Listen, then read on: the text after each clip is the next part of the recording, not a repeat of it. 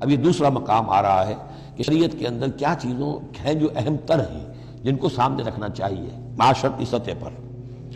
سب سے پہلی بات وَاعْبُدُوا اللَّهَ وَلَا تُشْرِكُوا بِهِ شَيْئًا، پہلا حق اللہ کا ہے، اللہ کی بندگی اور پرستش کرو، اس کے ساتھ کسی کو شریک نہ ٹھہراؤ۔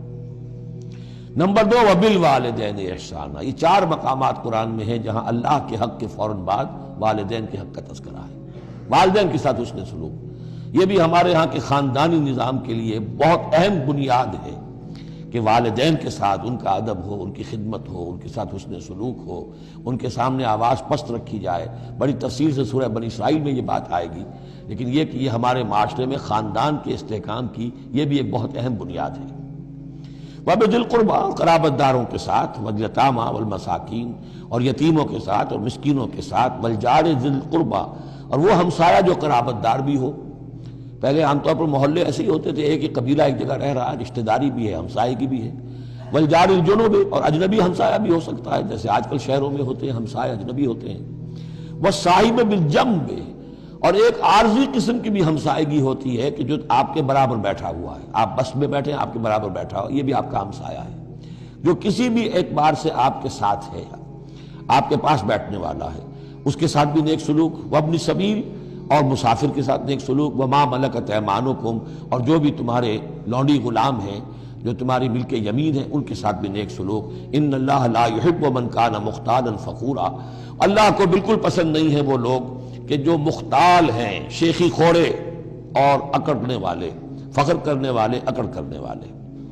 الذین یبخلون ویامرون الناس بالبخل، جن میں یہ شیخی خوری ہوتی ہے، اکڑ ہوتی ہے، پھر وہ بخیل بھی ہوتے ہیں، اس لیے کہ عام طور پر تو انہیں اپنا جو تکبر ہوتا ہے وہ دولت کے برابر ہوتا ہے، انہیں معلوم ہے ہمارے پاس دولت ہے، تو ظاہر بات ہے دولت اگر وہ خرچ کر دیں گے اور دولت جو ہے نہیں رہے گی تو عزت نہیں رہے گی۔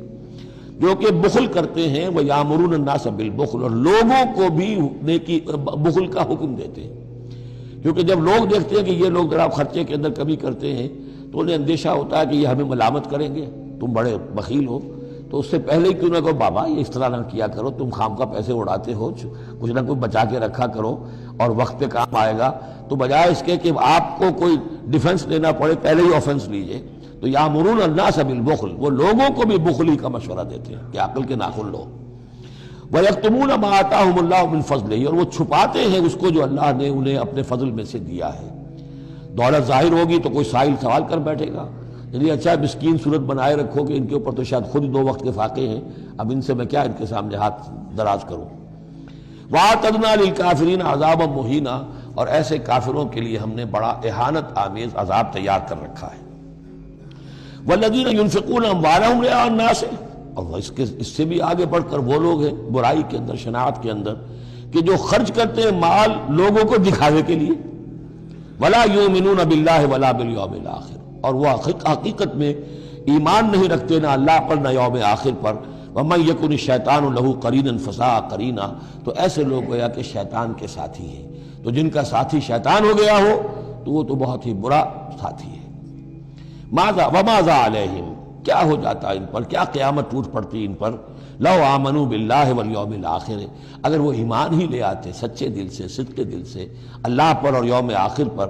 وَأَنفَقُوا مِمَّا رَزَقَهُمُ اللَّهُ، اور خرچ کرتے کھلے دل کے ساتھ اس میں سے جو اللہ نے انہیں دیا ہے۔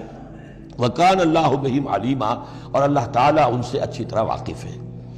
إِنَّ اللَّهَ لَا يَظْلِمُ مِثْقَالَ ذَرَّةٍ، یقیناً اللہ تعالیٰ کسی پر ذرے کے برابر بھی، ذرے کے ہم وزن بھی ظلم نہیں کرے گا۔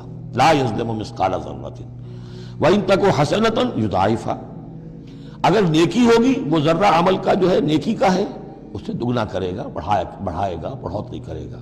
وَيُؤْتِ مِن لَّدُنْهُ، نہ صرف اس کو بڑھا کر دے گا واپس، بلکہ اور اپنے پاس سے یؤتِ مِن لَّدُنْهُ أَجْرًا عَظِیمًا، خاص اپنے خزانے فضل سے مزید بہت بڑا اجر دے گا۔